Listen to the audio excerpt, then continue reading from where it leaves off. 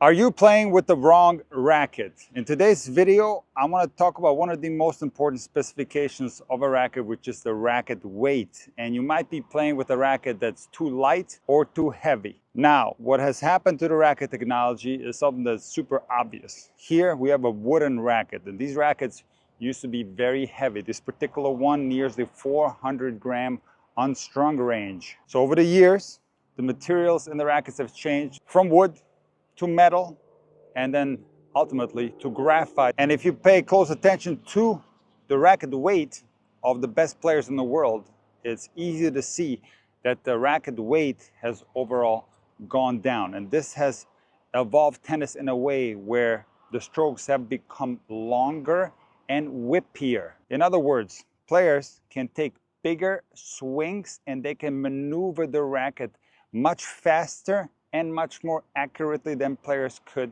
back in the day with equipment that was made out of a different material and was heavier. More specifically, it's the spin on the ground strokes that has increased tremendously, and one of the biggest contributors to the heavy topspin that we see nowadays on tour is the improved racket technology. And one important element of that is the fact that the racket weight has overall been reduced. In today's video, I want to give you a guide in how to find the racket weight that's going to work best for you.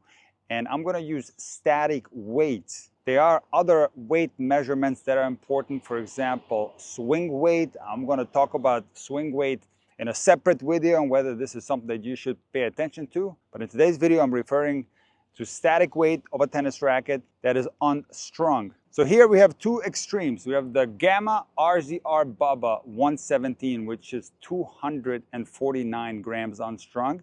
And here we have the Wilson RF97, which is 340 grams unstrung. So these two rackets are in complete opposite spectrums of weight. So if I take a swing with the Gamma racket that is extremely light, I'm going to be able to accelerate this racket much faster than I can accelerate the RF97. Because the RF97 is heavier, if I apply the same amount of force, I'm going to get less acceleration.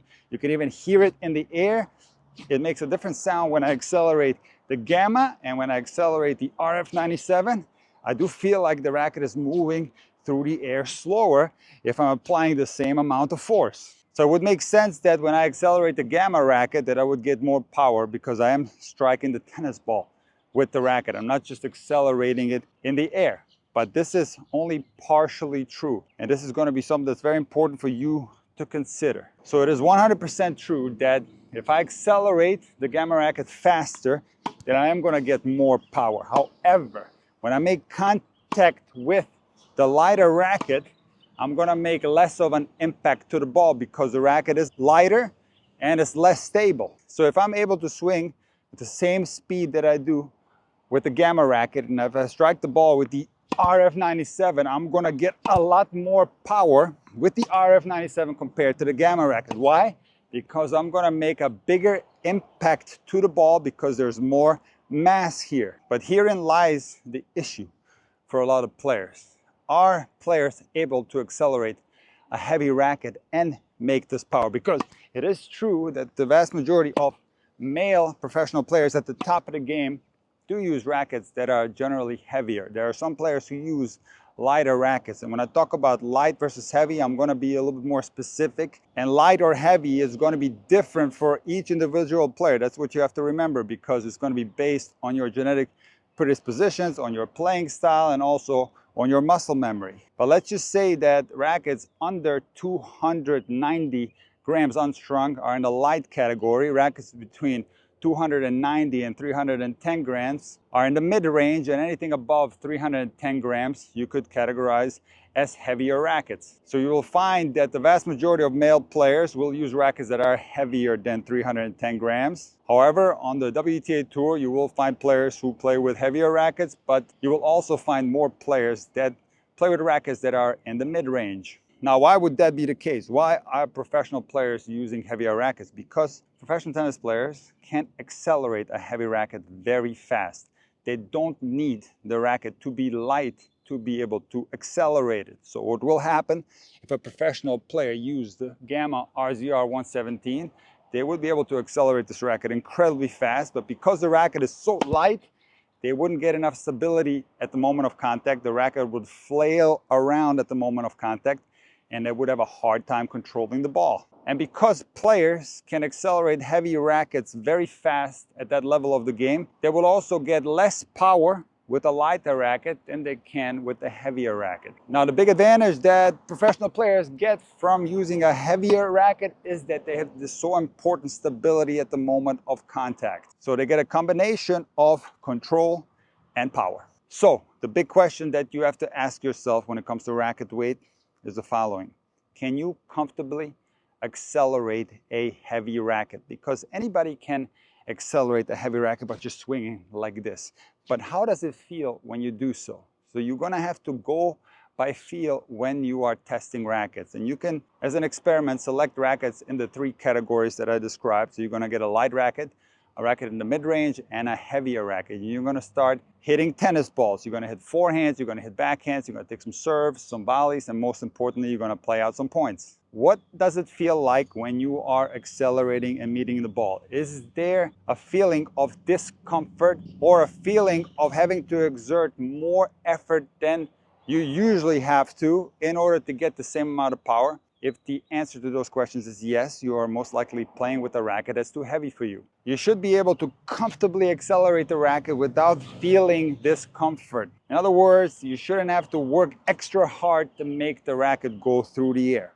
On the other hand, a lot of players will find comfort accelerating a light racket. It's going to feel really good in the air when you accelerate a light racket. But here is where you have to go by feel when it comes to the contact with the ball, because a lighter racket for some players will result in a more unstable contact because the racket is going to be flailing through the air more and you're going to start making more mistakes. Maybe your shots are going to start going 2-3 meters out, and this is something that generally doesn't happen to you. And if this is the case, if you have that wobbly feeling at the moment of contact, you are possibly playing with a racket that's too light for you. Now, here's one other important thing that you have to consider, and this is something that's not often talked about. So let's assume that you have technical deficiencies on your strokes. Let's say that you always make contact late on your forehand and you're playing with a racket that's extremely light, like the Gamma RZR. You will absolutely find more comfort in playing tennis if you have a light racket with incorrect technique. And the reason for that is that generally lighter rackets are more responsive. They're gonna have a wider beam, they're gonna be a little bit more head heavy, they're gonna have a bigger racket head size, and the racket is gonna do more of the work for you. So if you want to look at this negatively, light rackets will let you get away with poor form. Because what will happen if you play with a heavy racket and have poor form, you're going to get nothing out of the racket and it's going to feel absolutely horrible. So ultimately, heavier rackets do require good form, biomechanically sound technique. Often a technique that's not biomechanically sound will have the body in the way of the arm, and a heavy racket will result in a complete disaster where the stroke is going to feel even worse than it normally does if you are using a racket that's too heavy for you. So what you have to understand is the following. Something that juniors go through as they develop their game. They will start with a beginner racket, maybe a baby racket, a racket that's very short. Now, they will not continue to play their entire junior career with a baby racket. What happens naturally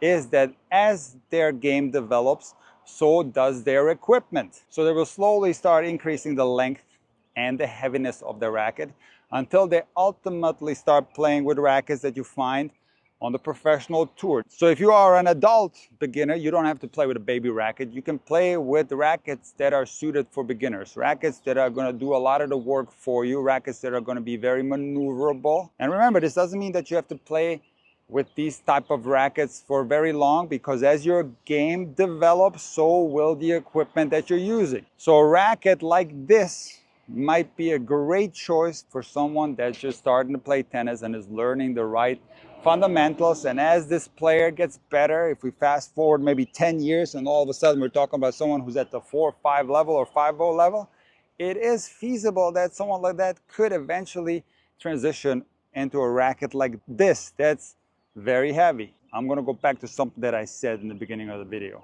While it is true that a heavier racket that can be accelerated fast will result in the most amount of stability and power at the moment of contact, this might not apply to you because you might not be able to accelerate a heavy racket properly. Often recreational players fall into two traps. Some of them think it's not manly if they play with a racket that's too light, that's maybe used by a lot of female players or by a lot of seniors, and they want to use heavy, manly rackets that are used on tour. And other recreational players want to be just like the guys that they see on tour, and they pick out the rackets maybe without even testing them, and they're just playing with the racket because their favorite player uses it. So if you're doing either of those things, you're not going to maximize your potential as a tennis player. And the most important thing when it comes to racket weight is to go through a testing period. And the second most important thing is that you're honest with yourself and that you go by feel. Remember, while there are some players who can pull off heavy rackets that are used by your favorite players, the vast majority of players will not. Nobody is going to think of you as a great player just because you pull up with a racket that's used on the tour. People are going to think of you as a great player if you are playing your best tennis and if you're continuously improving. And you're only going to be able to do that if you're playing with a tennis racket weight that suits your game.